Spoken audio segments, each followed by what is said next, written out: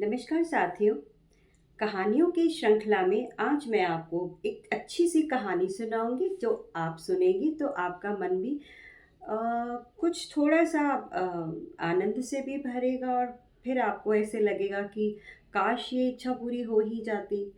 तो आज मैं आपको कहानी सुनाऊंगी। जब पार्वती माँ ने अपना भवन बनाना चाहा कैलाश पर्वत पर, तो जब उनका विवाह हुआ तो उनकी माता जी को बहुत कष्ट था कि उनकी जो पुत्री है वो ऐसे खुली प्रकृति में, जहाँ कोई छत नहीं है, दीवारें नहीं है, वहाँ उनकी पुत्री पार्वती कैसे रहेंगी। एक महलों में रहने वाली राजकुमारी वो किस प्रकार से खुले मतलब कैलाश पर कैसे रह सकती हैं, जहाँ ना कोई छत है ना कोई ज़मीन है, बस दूर दूर तक बस प्रकृति है और बर्फ़ है। तो उनकी माँ को भी बहुत चिंता थी और उनको शंकाएं भी थी कि पार्वती वहाँ कैसे सरवाइव करेंगी। परंतु पार्वती जी को महादेव पर पूर्ण विश्वास था कि महादेव जहाँ उनको रखेंगे वो तो बड़ी खुशी से रह लेंगी। ऐसे ही दिन बीतते रहे, साल बीतते रहे। पार्वती जी ने कभी शिकायत भी नहीं की शिव से। हालांकि वो अगर कुछ कहती थी, अगर वो कुछ कामना करती थी, तो शिव हमेशा उनको अपनी स्वीकृति ही दिया करते थे।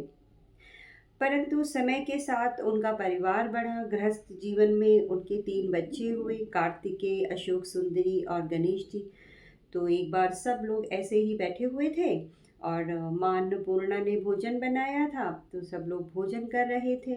वहाँ पर गणपेत भी थे और शिव और पार्वती और अपने तीनों बच्चों के साथ भोजन कर रहे थे। अचानक से वर्षा तेज आने लगी और वह सब भीग गए। तो बच्चों के मुंह से निकला कि काश हमारे पास भी एक भवन होता, तो हम ऐसे बारिश में भीगते नहीं और भोजन का हम आनंद ले पाते। तो ये सुनकर पार्वती माँ के मन में थोड़ा-सा विषाद हुआ कि काश उनके पास भी भवन होता।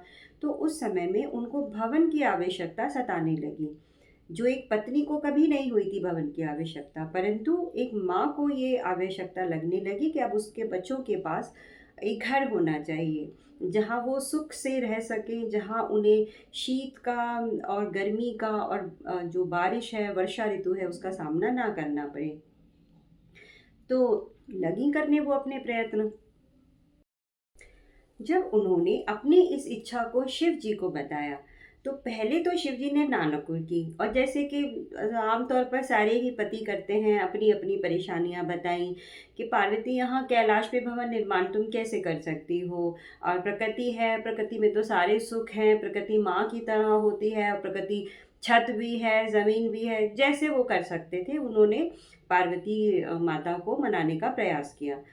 परंतु पार्वती तो पार्वती थी, वो कहाँ मानने वाली थी।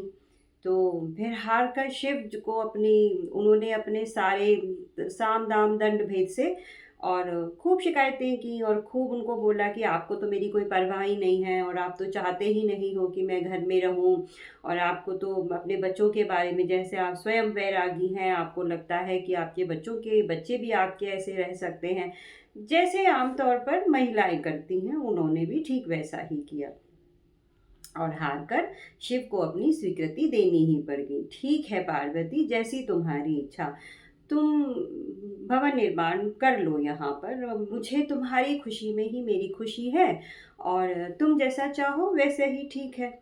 भाई इसी में ही शांति थी। अगर ऐसा नहीं करते तो उनको भी तो कैलाश पर्वत पर रहना मुश्किल हो जाता।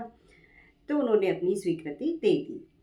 अब जो उनके दोनों बेटे हैं, कार्तिकेय और गणेश जी, तो वो भी बड़े खुश थे और उनको भी लगा कि कैलाश पर्वत पे तो घर बनने वाला है। अब कहाँ पर पाठशाला होनी चाहिए, कहाँ पर सोने का कमरा होना चाहिए, और गणेश जी की इच्छा थी कि उनको तो ऐसी जगह चाहिए जहाँ उनकी पाठशाला और उनका जो कमरा है वो उनके माता पिता के घर के पास में हो, क्योंकि वो तो अपनी माता के प्रति जो उनका लगाव था वो तो जग विदित है।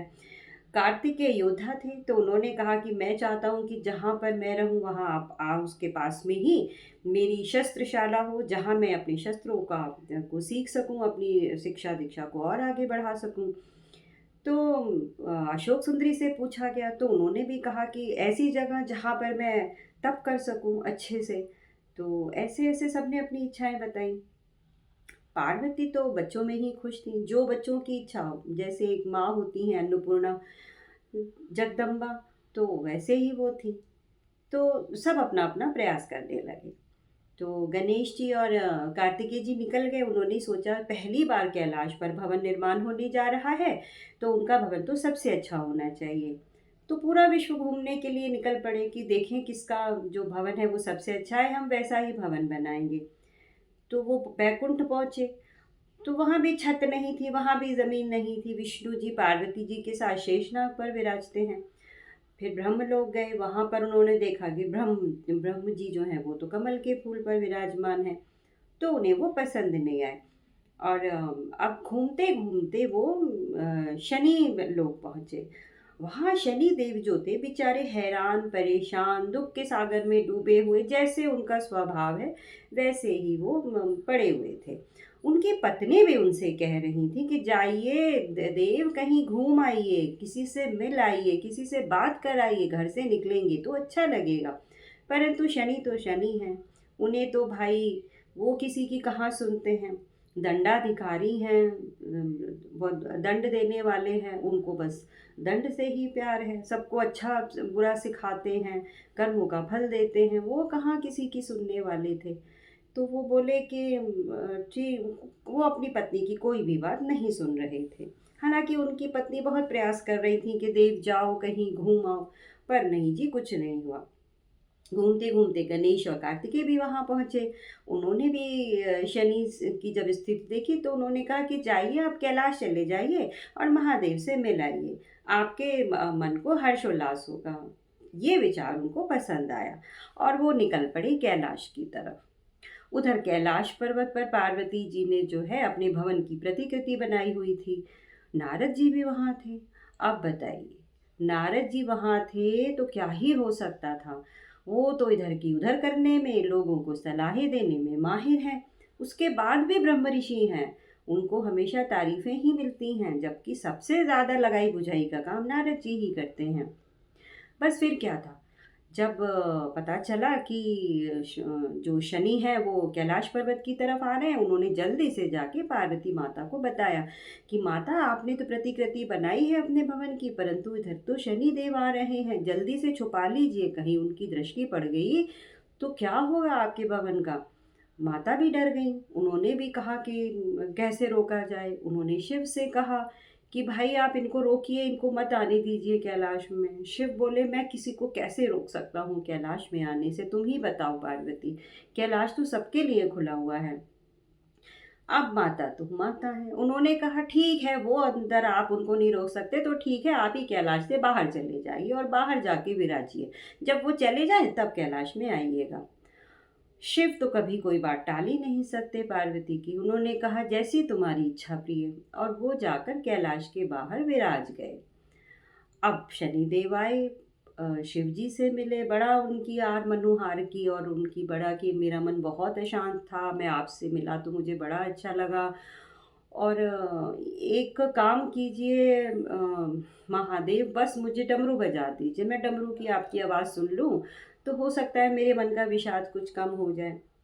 इधर पार्वती माँ ने पहले ही कह दिया था कि अगर शनिदेव कैलाश में प्रवेश करना चाहें तो आप कुछ संकेत दे दीजिएगा। तो महादेव बोले अच्छा। अब उन्होंने तो कहा था डमरू बजाने के लिए ताकि शनिदेव के मन का विषाद कम हो जाए। शिव लगे डमरू बजाने। तो पार्वती जी को ऐसा लगा कि जो शिव हैं वो संकेत दे रहे हैं कि शनिदेव जो हैं प्रवेश करने वाले हैं कैलाश के अंदर। अब क्या करें। अब बेचारी नारद जी भी बोले अगर उनकी दृष्टि पड़ गई माता तो आपका भवन नष्ट हो जाएगा, भस्म हो जाएगा, उनकी दृष्टि बहुत बुरी है, ये वो तमाम दुनिया भर की बातें जैसे नारद जी किया करते थे। माता ने भी, इतनी बड़ी माता हैं बताइए, जो सारे जगत का पालन करने वाली हैं, जगदम्बा हैं, अम्बा हैं, शांभवी हैं, उन्होंने अन्नपूर्णा हैं, बताइए उन्होंने ही डर के मारे जल्दी से अपने भवन की प्रतिकृति, क्योंकि कैलाश पे छुपाने की तो कोई स्थान था ही नहीं, तो उन्होंने उस प्रतिकृति को भस्म कर दिया ताकि ना इस पे शनिदेव की नज़र पड़ेगी और ना ही उनकी प्रतिकृति को पे उनकी कुदृष्टि पड़ेगी। कुछ देर के बाद शिव आए। शिव ने पूछा, पार्वती क्या हुआ? तो उन्होंने कहा कि शनिदेव आए थे उनकी कुदृष्टि से बचने के लिए, मैंने तो अपने भवन को भस्म कर दिया। तो शिव बड़े हैरान हुए, बोले कि पार्वती, तुम शनिदेव की दृष्टि को कुदृष्टि क्यों कहती हो? उन्होंने कहा, उनकी दृष्टि अच्छी होती ही कहाँ है जो मैं उनको अच्छी दृष्टि बोलूं? मेरा भवन उनका नाम सुनते ही भस्म हो गया, तो वो अच्छा कैसे हुए? तो शिव ने उन्हें बहुत समझाया, परंतु माँ के मन को तो विषाद हो गया था कि मेरा घर जो था वो नहीं बन पाया। तो शनिदेव भी ऐसे ही हैं हमारे, ना चाहते हुए भी लोग जो हैं उनसे इतना डरते हैं कि उनकी डर के कारण ऐसे ऐसे निर्णय ले लेते हैं जिनकी कोई आवश्यकता ही नहीं होती है। अब देखिए, पार्वती माँ भी एक उदाहरण ही है। तो मैं तो आपको यही सलाह दूंगी कि शिव पर विश्वास कीजिए, शनि महाराज से डरने की आवश्यकता नहीं है। अपना कार्य करते रहिए और आगे बढ़ते रहिए। और माता पार्वती के बारे में सोचिए कि काश उनका महल जिसकी प्रतिकृति उन्होंने बनाई थी वो बन ही जाता, तो उनके मन को कितनी प्रसन्नता होती। अपने बच्चों को खुश देखना किस माँ को अच्छा नहीं लगेगा, परंतु वो देखिए, जगत चलाने वाली माता वो भी इस इच्छा को पूरा नहीं कर पाई। तो मनुष्य और देवों के जीवन में कोई अधिक फर्क नहीं है।